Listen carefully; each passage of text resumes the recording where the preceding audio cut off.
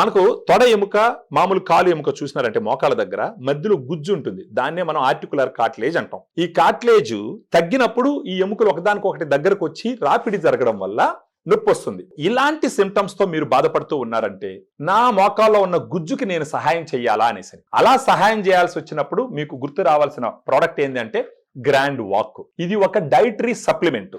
So దీంట్లో Grand Walk లో 8 రకాల ఇంగ్రీడియంట్స్ ఉన్నాయి. Glucosamine 1500 mg, chondroitin 1200 mg, boswellia serrata 250 mg, curcumin 1500 mg, piperine 15 mg and pinus gerardiana bark extract 100 mg, vitamin C 80 mg.